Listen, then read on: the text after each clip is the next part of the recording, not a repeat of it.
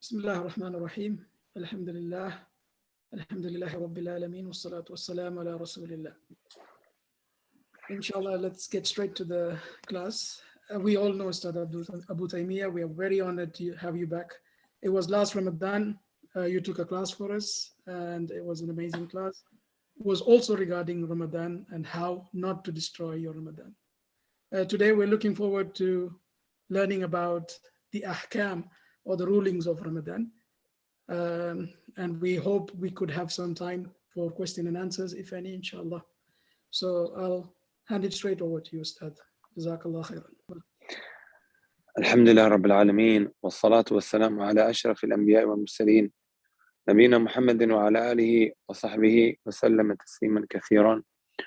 Amma ba'd. My dear respective brothers and sisters, when the brothers messaged me asking for a lecture, I requested that we do a program related to the ahkam. And that is the following reasons. Last year, a reminder, without a shadow of a doubt, the reminder benefits the believers as Allah subhanahu wa ta'ala told us in the Quran when He said, وَذَكِّرْ فَإِنَّ الذِّكْرَى تَنْفَعُ الْمُؤْمِنِينَ. Remind, indeed, the reminder, it benefits the believers. However, I personally have become extremely tired of giving lectures. And that is because lectures, as they say, is a quick fix, very similar to paracetamol. When you're feeling sick and you have many underlying issues, right, and you have something like a painkiller or a paracetamol, what does that do? It covers whatever pain that you are experiencing at the time. However, it doesn't remove or eradicate the underlying issues that you have, right? They will always remain. They will always remain until you do that which is more effective than this painkiller that you have just consumed. Very similar to my situation, right? And because we're speaking about Ramadan, I think this is extremely relevant because there are ahkam, rulings pertaining to it as well, which we can maybe inshallah ta'ala answer right at the end. For the last couple of Ramadans, I didn't actually have the pleasure and the virtue to complete 30 days of fasting, unfortunately. And قَدَّرَ اللَّهُ وَمَا شَاءَ فَعَلَ.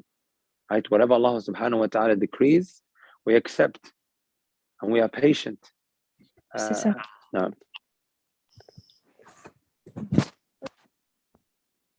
And we are patient. I think there's someone's mic that is on. I didn't actually have the opportunity to finish the month of Ramadan for the last 4 years, I believe, maybe even longer than that. And that is because of stomach pains that I was suffering from at the time. There was even a Ramadan in which I fainted in the middle of the road. Subhanallah. However, I went to the doctors, I went to the general practitioner. They gave me these tablets, these yellow tablets, and every time I ate, okay, would remove the pains that I was experiencing at the time. Little did I know that this was only covering, right, the pains, but not necessarily removing it or eradicating completely. Subhanallah. All the way up until a week or two before the last Ramadan. Okay, I was in Egypt, and then subhanallah, what happened was one day after my daughter was born, my appendix burst. Okay, and I know this is pretty common and widespread in the Asian community because of the spices that they may eat, right? This is a very dangerous, life-threatening.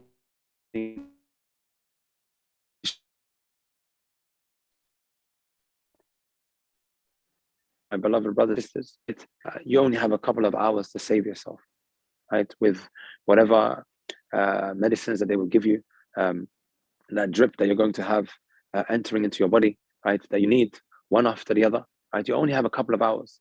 And alhamdulillah, I am grateful to Allah subhanahu wa ta'ala that I'm sitting here today able to conduct this lecture, because it could have been very different.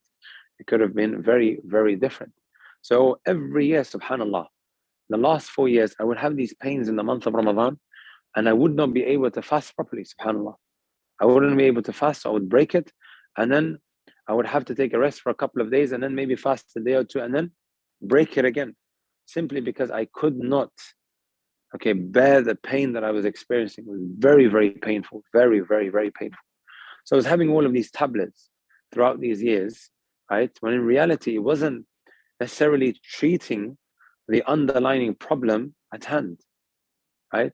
And then subhanAllah, when my appendix burst, they decided in Egypt to carry out an operation, right? To remove my gallbladder, okay? And to remove the appendix, which they did. And alhamdulillah, ever since I've been so much more better, right? Even if I have my spices and all of these other unhealthy foods, right? I don't get these pains that I used to have before. Walillahi alhamdu wal minna.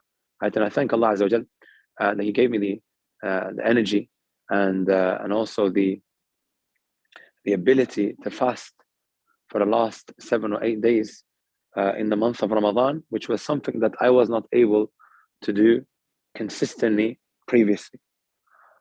Why am I mentioning all of this? Am I mentioning all of this because I want everyone who's listening to me to start feeling sorry for myself? La. These lectures that we have, my beloved brothers and sisters, are no different to paracetamol, right? What it does is, it might make you feel better temporarily. However, as time goes by, you will just go back to normal. Your iman will just drop again. However, when we go through lessons, and these lessons that are knowledge-based, okay, allow you to worship Allah subhanahu wa ta'ala accordingly on a more consistent basis, okay, it is like the operation. It is like the operation that on a more permanent basis, which we hope, okay, keeps your iman floating, right? It keeps your iman floating. After it has gone up, these lessons allow you to keep your iman floating, right? And this is why I decided to go through the ahkam, the rulings pertaining to a fast, right? And my other reason for mentioning all of this is, my brothers and my sisters, after having this lecture, we should really take out the initiative to continue studying books that are knowledge-based, right? Because this is these books that will really, really help us understand Allah Azza wa Jal better and to know Allah subhanahu wa ta'ala so much more better, whether they are books in Tawheed, in Aqidah, in Fiqh, in Hadith. All of these different sciences allow us to gain closer to Allah subhanahu wa ta'ala, right? And to understand Him so much more better, right? And for those who have studied knowledge, you ask them, they will all testify that the knowledge really changed their lives. It changed their lives. I always say this, right? If it wasn't for the fact that, or if the only benefit that I take away from seeking knowledge is that I am able to know how to overcome my difficulties and my problems, and when I become stressed out or when I become sad, then that would be sufficient. Forget about any other benefit. If I not take away from knowledge except this benefit, which is how to deal with my problems, right? How to deal with my sadness, or when I become upset, or when something goes wrong in my life, it would have been sufficient. Because wallahi, we see a lot of people suffering from depression, stressed out, right? Some may even commit suicide. Some don't know how to overcome this, and because of that, they turn to that which we call distractions, right? Whether that may be drugs. Just the other day, I read an article, an MP, right? And you can imagine how much he's on a year-to-year basis, right? He was seen with cocaine in front of him, and it was a big deal on the World Wide Web, right? And then they had to admit him into a mental hospital. This is an MP, right? This is an MP who works with Boris Johnson, the Prime Minister of this country. And these individuals are on a very, very high wage. I always mention this, right? They call cocaine Britain's open secret. Did you know that, my brothers and my sisters? Right? They call it Britain's open secret. Who is it being consumed by? You think it's only being consumed by the local junkie that we see rolling around at the bus stop at Fajr time? No. It is being consumed by professionals, right? Not knowing how to overcome their problems and their hardships, they turn to that which is going to distract their minds. And this is why cocaine is such a big deal here, right? And is highly coveted and sought after. And not necessarily just cocaine, the drug industry. Have you ever wondered, my beloved brothers and sisters, why the drug industry is $1 billion industry? Why the adult content industry is $1 billion industry? Why the game industry, playing games, find old men playing games, right? It's $1 billion industry as well. It's not just for kids, right? Likewise, you have the sports industry. That's $1 billion industry. The entertainment industry is $1 billion industry. The music industry is $1 billion industry. Why is Netflix doing so well, right? Why is Netflix doing so well? All of these industries, my brothers and my sisters, are there to distract you from your problems, okay, from your hardships, from the reality why you have been solely created on the face of this, right? They are there to distract. I have a sister-in-law that's not Muslim. I remember when she came over to Egypt, right? There was an opportunity now to give a da'wah. The period that I was in Egypt, I was there for 6 months, learning different ways of reciting the book of Allah, different modes, different qira'at. And then she came over because she wanted to see a newborn, right? And it was an opportunity to speak to her, right? So I asked her, and I really wanted to stimulate her mind. What do you do in your free time? Okay, what do you do in your free time when you're not at work? She says, I have to watch series on Netflix, and I have to keep watching. If I don't, and she did this with her head, I will lose my mind, right? Subhanallah. Why do you see the kuffar drinking alcohol? I say this all the time. They drink to forget. We do dhikr to remember, right? They have that spiritual emptiness that money can't buy, right? And the only way you're going to make yourself spiritually content is by having that connection with your Creator. By having that connection with your Creator. All of these very well-known YouTubers, right? KSI, Logan Paul, and you have this pop star, Justin Bieber, right? All of them have said, I've heard it in my own ears, them saying that which is almost identical to one another. They're all saying that they thought fame and whatever have you, and money would bring them happiness. But it doesn't. It didn't. But they're all on antidepressants. You have Fusi Tube as well. He's an Egyptian YouTuber, right? Who apostated a couple of times. And then, you know, we can only judge from where his parent came back to Islam, and Allahu A'lam whether he's still a Muslim anymore, right? They're all on antidepressants, right? They're all suffering, right? They thought all this fame and money would bring them happiness, but no. Allah is showing them, right? Where your heart has been created, it craves for its Creator. And you cannot know how to really make yourself spiritually content except if you study thoroughly, right? You perfect your acts of worship. Wallahi. How many people have I seen, professionals, they would come up to me saying, Wallahi, please help us. And they're on huge, huge wages. And it really made me thankful to say, Alhamdulillah, if I don't take anything away from seeking knowledge other than the fact that it taught me how to overcome my problems. Alhamdulillah, I did not turn to alcohol, I did not turn to drugs, which many have, right?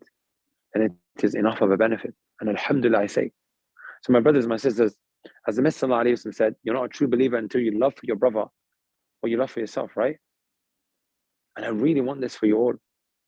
Seeking knowledge, the contentment that it comes with, right? The happiness that it brings, right? The satisfaction that one experiences, the sweetness that one is blessed with, right? This is not something that money can buy. And it's very difficult to attain this through just having yearly muhadarat or once a month lectures. These are all just what? Iman boosters. They're like paracetamol, right? Just covers the underlying issues. But it doesn't fix the problem on a long-term basis,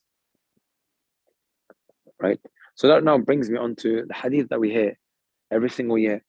The local khatib, he utters this from time to time, right? And I'm sure everyone here has memorized it when the Prophet ﷺ said, "Man qama Ramadana imanan wa ihtisaba, ghufira lahu ma taqaddama min dhanbihi." Right? This hadith, whoever does qiyam, I think everyone knows what qiyam means, right? You pray, right? In the night. Whoever does qiyam in Ramadan with iman, believing in the reward of Allah Azza wa Jal, right? Ihtisaban, doing it solely and sincerely for Allah, غفر له ما تقدم من ذنبه.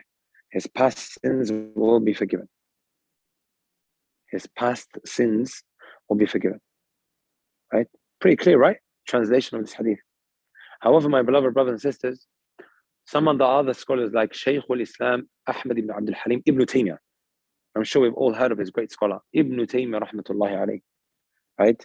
He looked at this hadith a bit differently. He said here the term qiyam, earlier we translated as standing in the night, right? Which is a correct translation. However, qiyam in the Arabic language can mean something different. You know what it can also mean? And it's a pretty common usage amongst Arabs, right? You know what it means, my brothers and my sisters? Qiyaman? It means to carry something out. It means to carry something out. So now, if we look back at this hadith now, Man qama Ramadan, whoever does qiyam in the month of Ramadan with iman and ihtisab, his past sins will be forgiven. What does it actually mean now with the second meaning? Whoever carries out the month of Ramadan properly. Qiyam and kamil, right? It is this individual who would walk away with the forgiveness of Allah subhanahu wa ta'ala. Likewise, you have the other hadith, man sama, whoever fasts the month of Ramadan with iman and ihtisab, meaning when you put these two hadith together, he does it properly. He carries out the month of Ramadan in the most proper way. Only then his past sins will be forgiven. And you cannot expect to do the month of Ramadan properly, my beloved brothers and sisters, if we don't learn about the ahkam. If we engage in things that we thought was nothing detrimental to our fasts, or that which we are trying to attain in the month of Ramadan. Is that clear, my brothers and my sisters? So this is why the ahkam are extremely, extremely important, right? That's why, subhanAllah, you have people, and I was mentioning this in the last couple of lectures, you know, ever since the last couple of years when the hours started becoming so much more longer, people are breaking their fast and they don't have a valid excuse to do so. Everyone's just breaking it like it's normal. And it really is spreading like wildfire that it's okay for one to do this, right? And that now brings me on to the first mas'ala, the first issue that I would like to take today.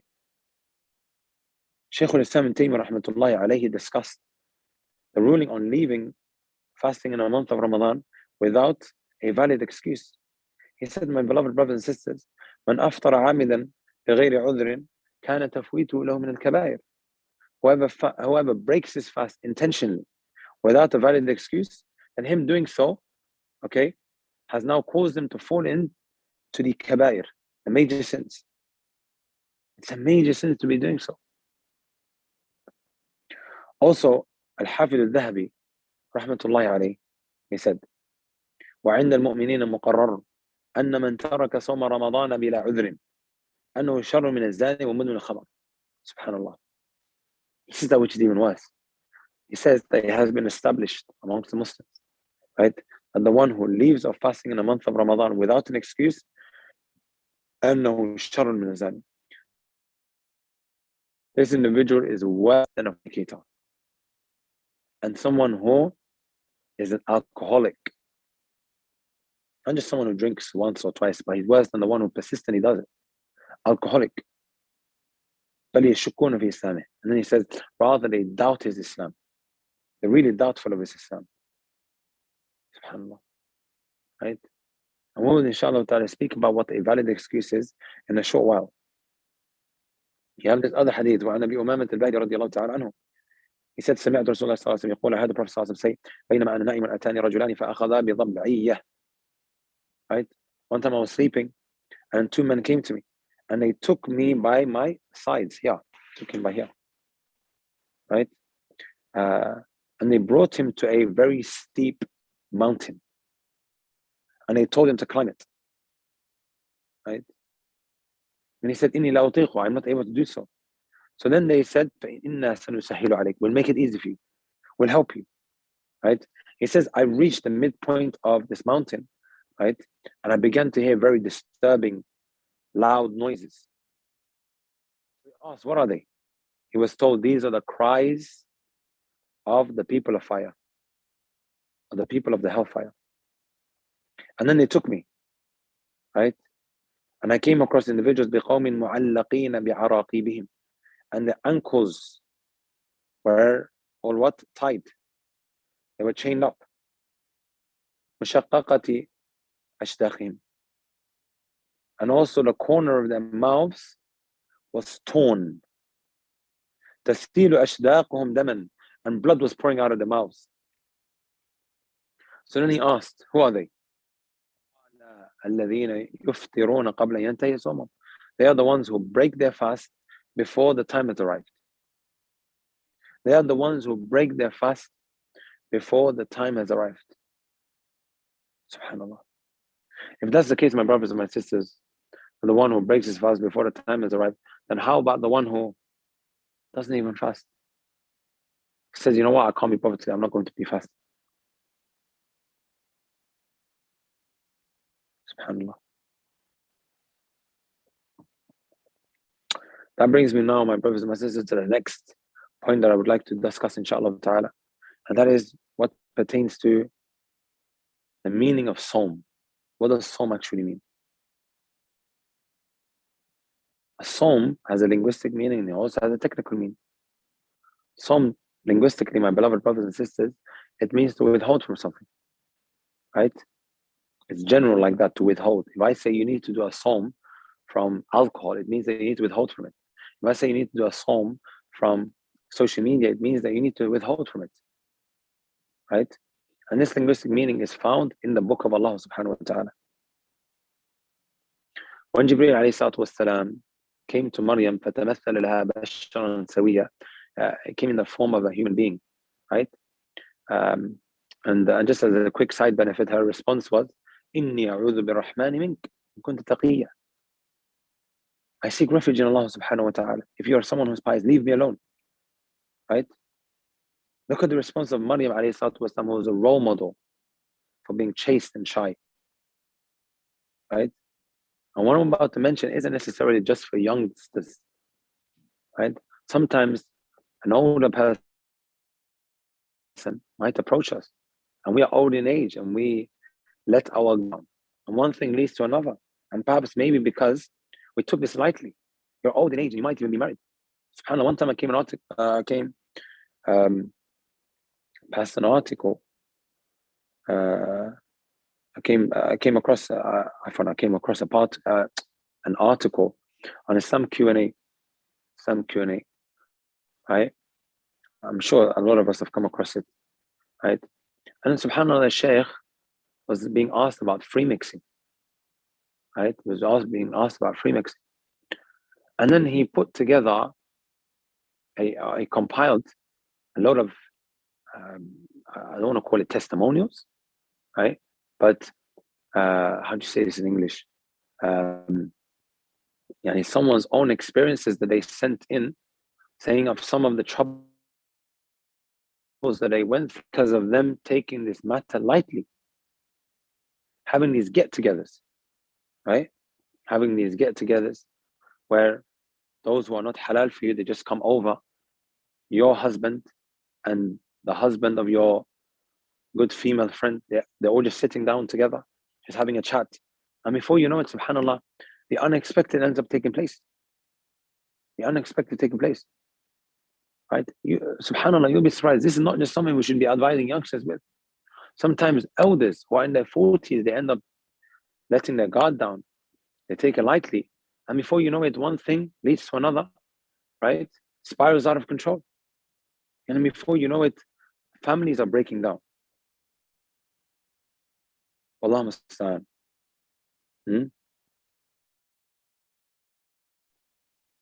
So her initial response was, Inni a'udhu bir-Rahman mink. A'udhu billah. I seek refuge in Allah subhanahu wa ta'ala from you. Leave me alone if you're someone who's pious. And then he explained to her why he was there. And that should be the response. That should be the response of anyone who is approached by the opposite gender. She's not just a role model for women, even for men. It has become extremely easy with the era of social media, right? One just can slide into your DMs, into your private messages, and have a conversation. It is that easy, right? And there's something I'm going to mention, inshallah ta'ala, in a short while, right? A sawm. We mentioned that it's what? To withhold. So, of course, now she was given the glad tidings that she will have a newborn, even though she was never ever touched. She was never ever touched, right, by a man. And of course, now she has to take to her people, asking 101 questions. Where did you get this child from? And she was worried about that. SubhanAllah. Right? She was worried about that. It was the norm that a woman doesn't just bring a baby home. Okay? She's not impregnated outside of marriage, just like that. Exactly, my brothers and my sisters. So she was, of course, worried about that. So Allah subhanahu wa ta'ala told her, فَإِمَّا تَرَيِنَّ مِنَ الْبَشَرِ أَحَدًا فَقُولِي إِنِّي نَظَرْتُ لِلرَّحْمَنِ صَوْمًا. If anyone from the humans, the people, they speak to you, or they ask, right? And say to them, I have made a vow to Allah that I will be doing a sawm. He said, I made a vow to Allah that I will do a sawm. What is a sawm? Did she have to stay away from food and drink? La. Allah then tells us, فَلَنُكَلِّمَ الْيَوْمَ إِنسِيًّا, that I will not speak to anybody today. Her type of sawm, of withholding from something, or to abstain from something, was that she refrains from speaking. This is what her sawm was, my beloved brothers and sisters, right? And that then brings me on to the technical meaning of sawm. And of course, this is two types. And I think I spoke a little bit about this last year. We have the obvious, that which one needs to abstain from, of course, or that which will nullify an individual's fast, like food, drink, sexual intercourse, right? Masturbation, and according to some scholars, hijama, cupping, or being cupped, right? That's a discussion for another time maybe, right? And also, my beloved brothers and sisters, fondling with the opposite gender, whether she's or he is halal for you or not, which then leads to ejaculation, right? And of course, that which enters into the interior, and different things that people tend to ask about, which may break your fast, right? And then you have the second type, my beloved brothers and sisters, which is that which is going to reduce and destroy your fast. And the statement of Jabir ibn Abdullah radiallahu ta'ala anhu clearly indicates and shows this. When he said, إِذَا صُمْتَ فَلْيَصُمْ سَمْعُكَ وَبَصَرُكَ وَلِسَانُكَ عَنْ كَذِبِ الْمَآثِمِ. When you do fast, make sure your ears are fasting, your eyes are fasting, and also your tongue is fasting. From what? From lying and also all types of sins. Right? The month of Ramadan, my brothers and my sisters, is a madrasa, is an institution. We take our kids to madrasa, right, from 5 to 7 or 5 to 7 p.m. every single weekday. Sahih? Ramadan, my brothers, is exactly like that. It's not just for us to have a one-hit wonder and then khalas, after the month of Ramadan we continue, we'll go back to whatever we were doing. It is there to throw your lifeline, to better yourself, right? To change yourself for the better. Now ask yourself, if Jabir ibn Abdullah is saying that you need to safeguard these three body parts, the ears, the eyes, and also the tongue. Imagine what kind of Muslim we would be after the month of Ramadan if we made a habit and a norm to preserve these three body parts or to protect it from sins. We would be from the awliya, the saints, the beloved servants of Allah Azza wa Jal, without a shadow of a doubt. Because just reflect on this point for a moment, right? If we look at a lot of the sins that we fall into, where does it originate back to? Or where does it initially stem from? Would we agree that it's these three body parts? So the month of Ramadan is a training period. It's like your induction period when you go to work. You're being trained to then do the job properly. Allah subhanahu wa ta'ala, out of His mercy, throws this lifeline, this opportunity to us, for us to, okay, if we've now been falling short throughout the year, here's an opportunity now to really better ourselves, because it's a month where the scene has been set, the shayateen, the devils have been locked up, the doors of Jannah have been swung open, and doors of hellfire have been slammed shut. So if there is a month in which you can maybe implement something new into your life, or you could rid a horrible habit from your life, is this month. And many people find it extremely easy in this month to do good deeds. You see a lot of sisters, they're able to wear the hijab, find it so much more easier because more people are doing it. One is able to leave with cigarettes in the month of Ramadan, right? So if you can do all of this in the month of Ramadan, what's stopping you from doing it after the month of Ramadan? So the month of Ramadan is an institution. It's a madrasa. Even the fasting that we're doing, we get used to it. Allah doesn't want you now to, okay, leave it after the month of Ramadan. The tarawih that we do, my brothers and my sisters, does Allah just want you to pray and then khalas after the month of Ramadan? I know it's a very recommended act and you're not sinning for leaving it off, but Allah wants you to become from the best of His creation, to continue the night prayer after the month of Ramadan, and you will what? Attain the love of Allah Azza wa Jal and become extremely, extremely close to Him. And when you're close to Allah Azza wa Jal, everything that you ask for, you will attain. And Allah Azza wa Jal sees the best for you. Is that clear, my brothers and my sisters? So this is now what? An opportunity. It's a training period for you now to become the best and the most closest of those who are to Allah subhanahu wa ta'ala. It's an institution. It's a madrasa. Going back to the point that I wanted to make now about the eyes and the ears and likewise the tongue. My beloved brothers and sisters, every year I receive a message from a young child, youngsters who end up falling into zina in the month of Ramadan. Unfortunately, in the month of Ramadan, they fall into that which is very, very despised and hated by Allah subhanahu wa ta'ala. Is that clear, my brothers and my sisters? How does it happen, or where does it originate from? Unfortunately, it is the eyes. At first glance, that one did not lower after seeing that we should have been looking at. And a lot of it starts with social media. Did you know, my brothers and my sisters, that social media is a huge reason as to why people become addicted to adult content? They started with social media and then it transpired to that which is worse. And through social media, right, a lot of these brothers and sisters who might fall into zina in the month of Ramadan, you know what the ajib thing is? That some of them, they didn't even know the person that they zina with before the month of Ramadan. But it all started with them not lowering their gaze in the month of Ramadan while on social media. This is why we are in need of doing a sawm, right? Abstaining, withholding from social media in the month of Ramadan, especially if you feel like problem with it. And the alternative to that, and I know this may sound a little bit extreme, but I've seen brothers do it and it really helped their rehabilitation. It may well be time to revert back to the old Nokia phones that we used to have back in time. The phones which we used to use to play Snake with. Everyone remembers that game Snake, sah? It may well be time that we revert back to these phones. If we feel like that we've become so overly connected with, or we've become glued to our phones.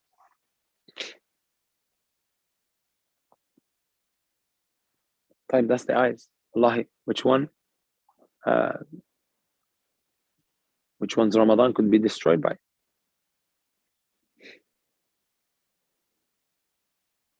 SubhanAllah.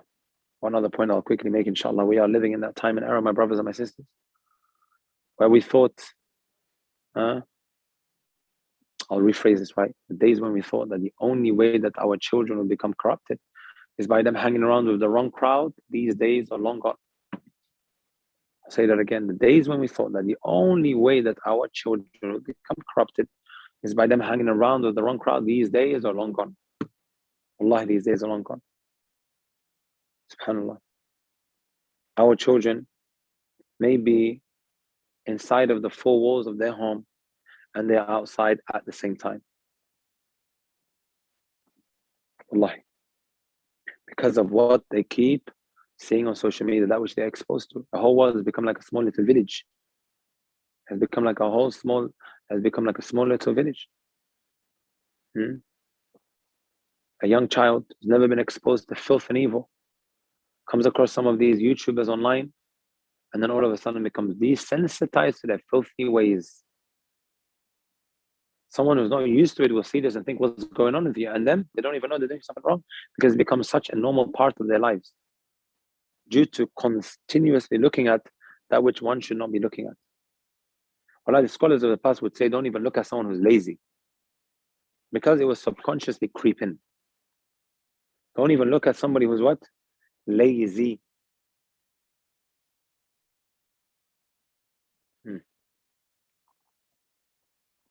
And then you have the ears, my brothers and my sisters. The ears that one needs to safeguard. Right?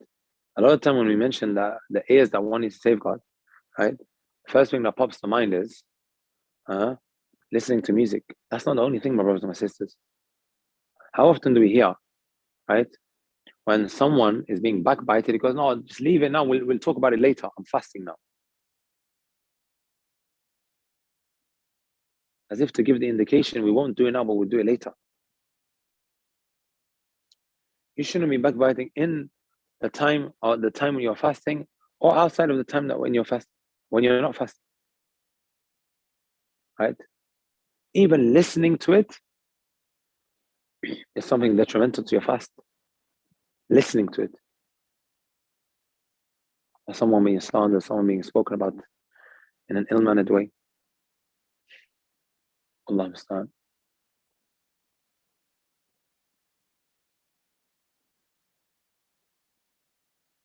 And of course, you have the tongue, and that's pretty obvious, right? The vulgar language that we might use, profanity, right? Slandering others, speaking about others, and so on and so forth.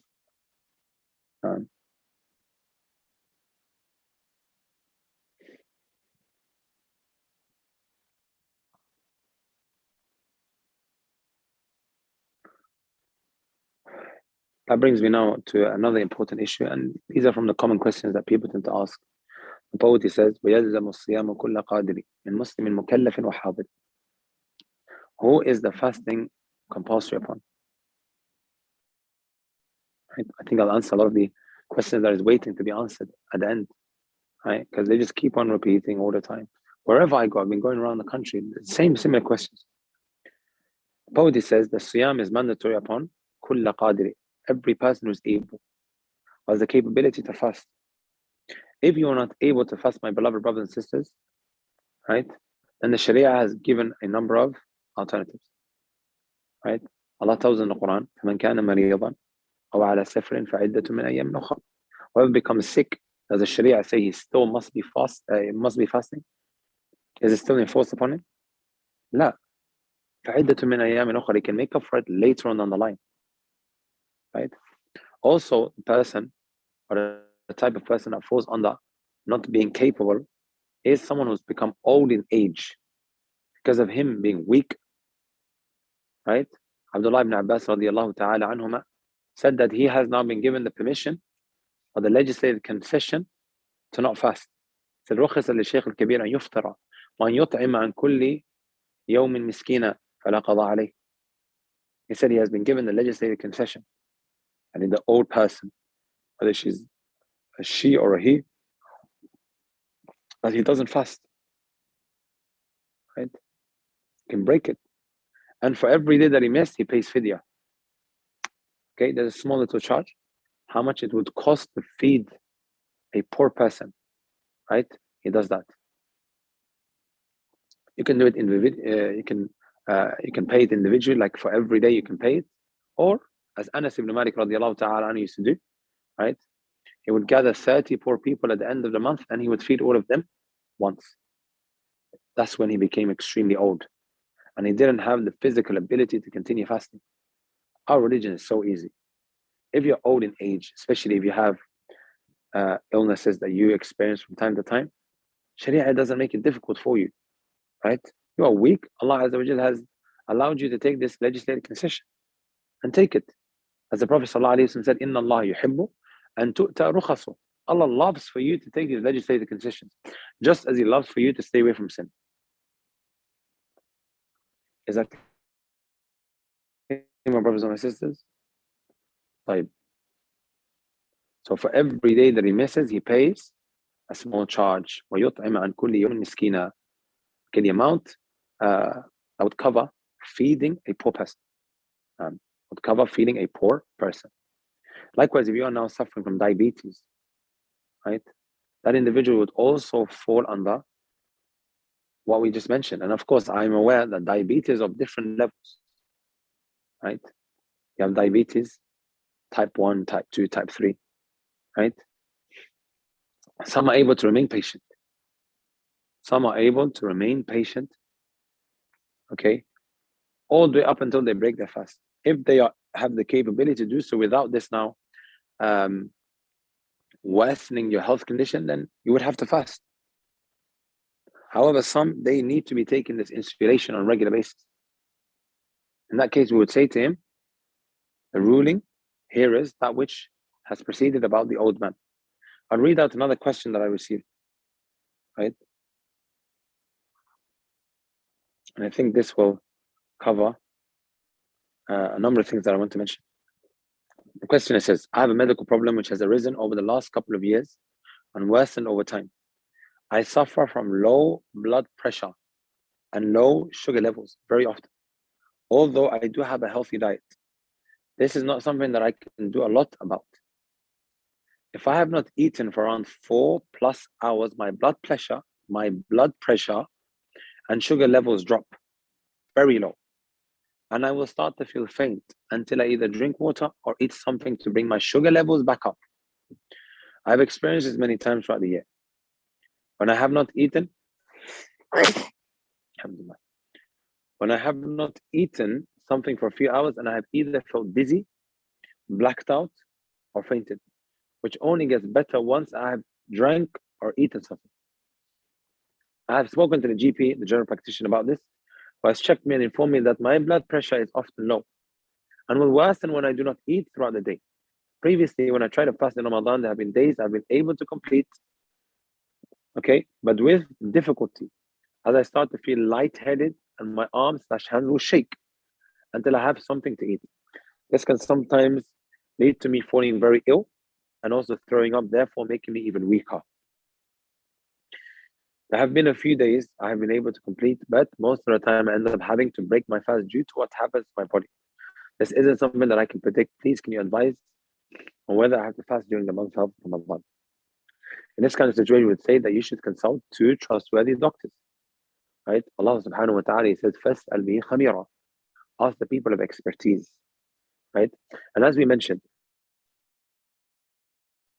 to worsen your health, then the Sharia, okay, does not impose upon you to fast. If he did not mention in his question that he has to eat every 4 hours, otherwise you'll start feeling extremely weak or you'll start feeling lightheaded or in faint or whatever have you, I would have said to him that you should continue fasting all the way up until it reaches a point where you cannot fast days consecutively. A little bit like my situation, right? I would sometimes be able to fast for 1 day and then I would get very, very exhausted and the stomach pains will start kicking in. I would have to take a break for 2 days, right? And then maybe a day after that, I'm able to fast again. And alhamdulillah, I can fast all the way up until Maghrib, but by Maghrib, I would have to put something inside of my interior. So my situation is a little bit different to his. So the number one principle here is any type of, if the fasting is now going to worsen your health conditions, then you don't need to fast. You do not need to fast, right? You can make up for it when you are able. If this individual is not able to make it up, like this person who's mentioned in this question, who must eat every 4 hours, otherwise he starts shaking and everything, we say to him, your ruling is the same ruling as the old person who doesn't have the ability to fast, doesn't have the capability to fast. Like, that brings us now to a woman who is pregnant and breastfeeding.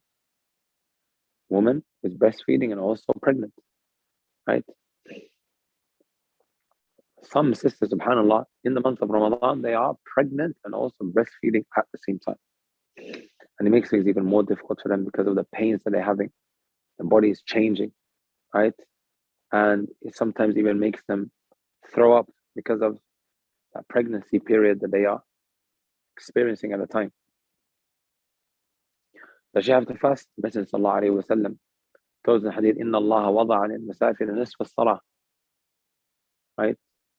الصوم وعن الحبلى والمرضع. Right? The one who is traveling doesn't have to fast, صحيح? It's not a must for him to fast. He has a legislated concession.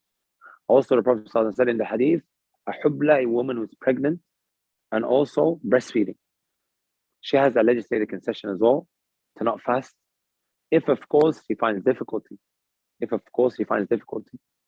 However, if she's able to fast, because again, pregnancies are of different, or the difficulty that one experiences, it differs depending on what stage you are at. Some have just found out that they're pregnant, they're like a couple of weeks pregnant, right? Is she able to fast? Of course she is. Most of the time she is able to continue fasting. Unless of course she begins to feel sick, she's morning sick or whatever, right? However, she's able to fast and she has the strength, she must fast. However, then you have a sister who might be on the 6th month or the 7th month or the 8th month or the 9th month. And some, subhanAllah, they're pregnant and they are breastfeeding at the same time. This reduces the milk supply. It reduces the milk supply.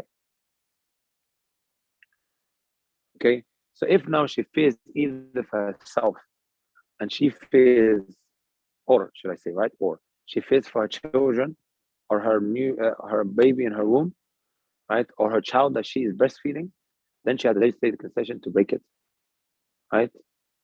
And as Abdullah ibn Abbas radiallahu ta'ala anhuma mentioned, she would have to pay fidya wala qada alayha. She doesn't need to make it up. She would have to pay this charge, this fidya, which is to feed a poor person for every day that she missed. And she doesn't need to make it up. She does not need to make it up, even though the scholars, they differ. Hanabil and the Shafi'i, they say she has to make it up and also pay fidya. Right? She has to make it up and also pay fidya. However, I feel that the stronger, more favored view is that she doesn't need to make it up and she only needs to pay what? Fidya. She needs to feed a poor person every day that she missed. I'll give you guys the reason why.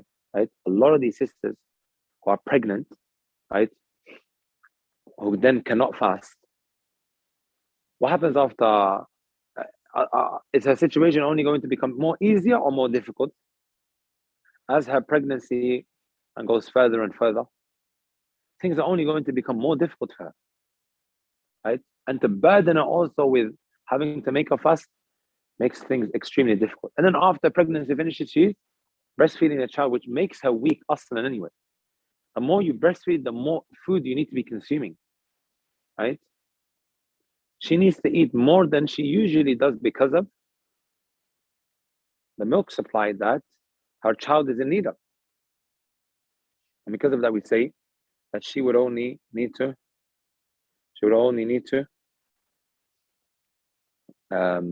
pay the fidya. She would only need to pay the fidya. The next thing that the Messenger that the poet mentioned is mukallaf, someone who is religiously obliged. And there are two descriptions to this. The first one, he has to reach the age of puberty. The second one, my brothers and my sisters, is, okay, he has to be sane. Someone who is not sane, you don't tell him to go and fast. He's not going to get reward for it. And you're not going to get reward for that as well. Okay, getting an insane person to fast. However, the one who has reached the age of puberty, it only becomes wajib, mandatory upon him to fast once he has reached the age of puberty. Okay? Like, what about at the age of 7? Do we need to be teaching him the same way we teach a child to pray? Yes. Same applies there as well. Once they reach the age of 7, we should get them ready for fasting. Same way we get them ready for salat. However, if they feel weak or they struggle to continue, then there's no harm in getting them to break it. However, just getting them into that mood of fasting or making them understand that this is a pivotal or important part of your religion. And it's something for them to keep looking forward to, right? Beautifying the iftar for them, right? Encouraging them to fast, and then you'll have this at the time of iftar, and perhaps that really encourages them. They're still children, right? We teach them and we up our teachings when they reach the age of 10, right? But what are some of the signs of puberty? And this, you'll be surprised, my brothers and my sisters, many are not aware of this. Or some feel extremely shy to have this conversation with their parents. And it's a common question that I have to answer from time to time as well. What are some of the signs of puberty. And it may well be a good idea to have a conversation with them when they're around that age, so you know whether it's mandatory upon them or not. And you as a parent have that responsibility to ensure that they start fast as soon as they hit the age of puberty. And of course, the parents, there's only so much that they can do. The scholars, they mention 3 signs, okay, for both male and female. Number 1, okay, the pubic hairs that appear on one's front private part. This is the rough type of hair that appears. And likewise under the armpits. As soon as that appears, they have now reached the age of puberty. Number 2, wet dream. Okay. Number 3 is reaching the age of 15. Reaching the age of 15. Could be any of these 3. Could be any of these 3. Doesn't necessarily have to be all of them happening. One appears out of the 3, then this individual now has reached the age of puberty. Hadith Abdullah ibn Umar, he said, I came to the Messenger ﷺ on the Battle of Uhud, which was in the 3rd year, right? Asking whether I could participate in the jihad. Prophet ﷺ said no. And then he came back, Khandaq, right, which was in the 5th year. Right? And he allowed them because he was now at the age of 15. Right? So Abdullah ibn Umar, he says, he refused to let me participate in the Battle of Uhud because he didn't see me to have reached the age of puberty, and I was 14 at the time. And our sisters, of course, she has reached the age of puberty once she comes on her menses. And she could be 11, she could be 12. At that age, it is mandatory that she fasts.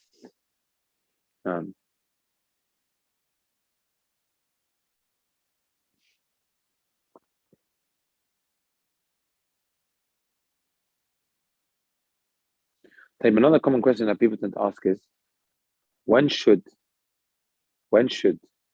one break his fast if he has now intended to travel? This is, for example, now it's Sunday morning, 9 a.m. I woke up for suhoor, right? Okay, I'll rephrase that, right? I wake up half an hour before Fajr and I've made the intention now to travel, right? Do I have to start traveling? Sorry, do I have to start fasting all the way up until I leave my home to travel? Or do I not have to travel on the day because I made the intention? There are 2 different views, right?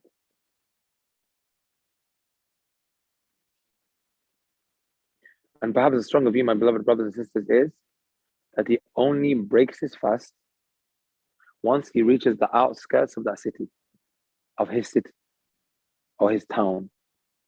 Once he reaches the outskirts, only then he breaks. And there's a number of evidences for that. There are a number of evidences for that.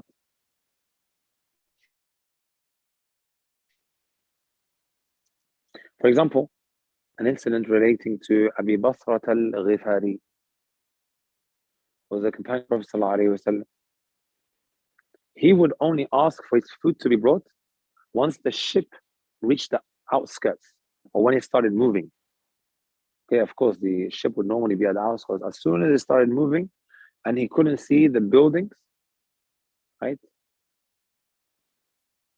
of his hometown, he would only then what? Break his fast. And one time, they said to him, why are you doing this? And he told them, this is what the Prophet ﷺ done. وَمَنْ أَتَرْغَبَ عَنْ سُنَّةِ رَسُولِ اللَّهِ صَلَّى اللَّهُ عَلَيْهِ وَسَلَّمَ. You desire other than the sunnah of the Prophet ﷺ, and then he ate. Right? And there's other evidences as well. And that is without a shadow, without a safer view as well, that he only breaks it once he reaches the outskirts of the city, fast, takes his food with him, okay? And then he only breaks it then. Because I'll tell you why. This is a logical reason, right? How often do we intend to travel out, but then we don't? some things may come up. And because of that possibility, they say you shouldn't break it only once you're sure that you're going to be traveling.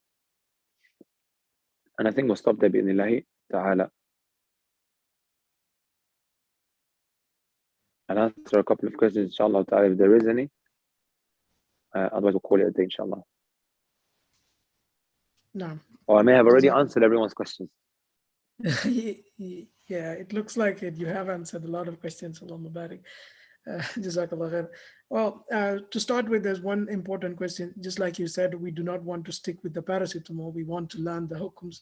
What would be the best book you would advise for learning the ahkam related to sawm and every other ibadah, inshallah? Right, there are a number of fiqh books that have been translated into the English language, right? Of course, in the different madahib, you have, of course, the Fiqh al-Shafi'i, Matan Abi Shuja', right? I don't know if it has been translated. I know in the Hanbali madhab, quite a few texts have been translated. And there is a lot of information that you can take away from that. Right? There is one called Akhsar al-Mukhtasarat. Akhsar al-Mukhtasarat. That has been translated into the English language. Maybe I'll send it to you and you can send it to everyone, inshallah.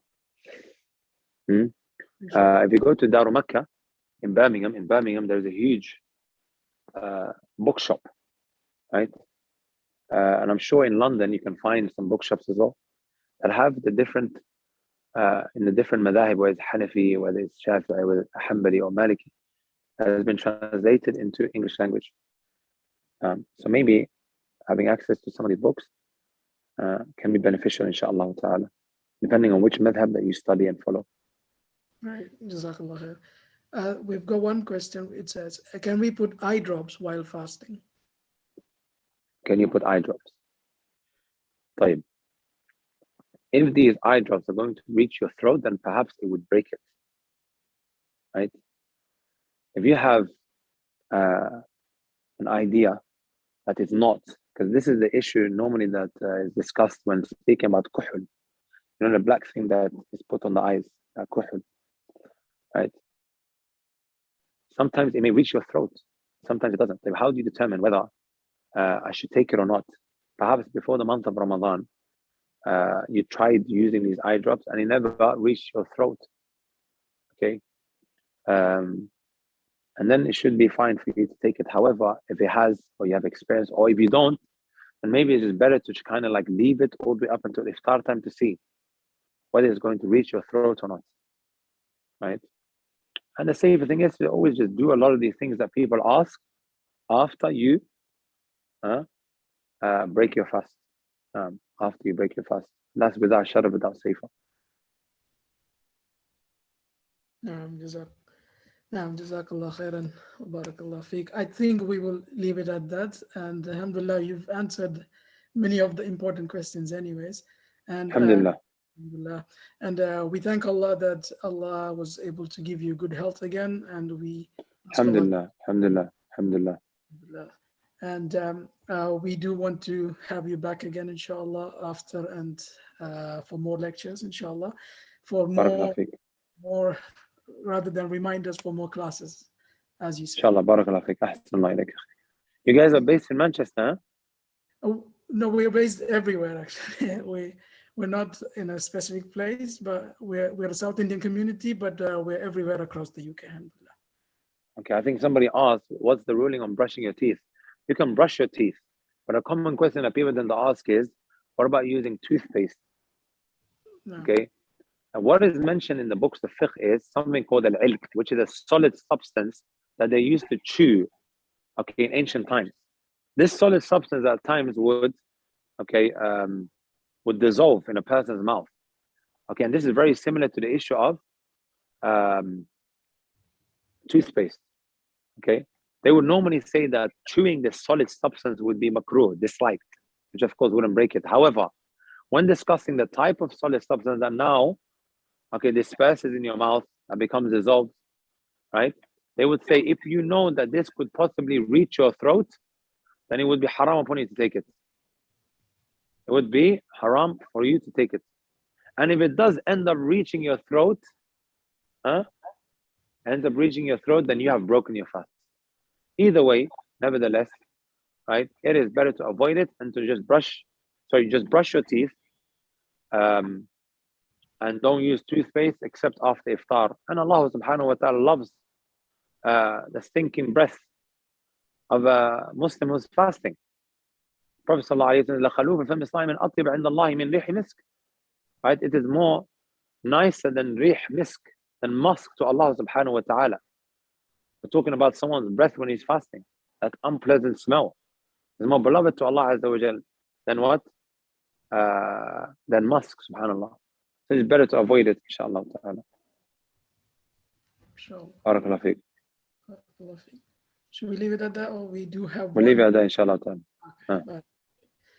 Jazakallah khairan once again, and we hope to see you again soon, inshallah. Inshallah ta'ala, inshallah. Barakallah feek. Barakallah feek. Assalamu alaikum wa rahmatullahi wa barakatuh. Wa alaikum assalam wa rahmatullah. Shukran la ilaha illallah. Allah sallallahu. سبحانك اللهم وبحمدك اشهد ان لا اله الا انت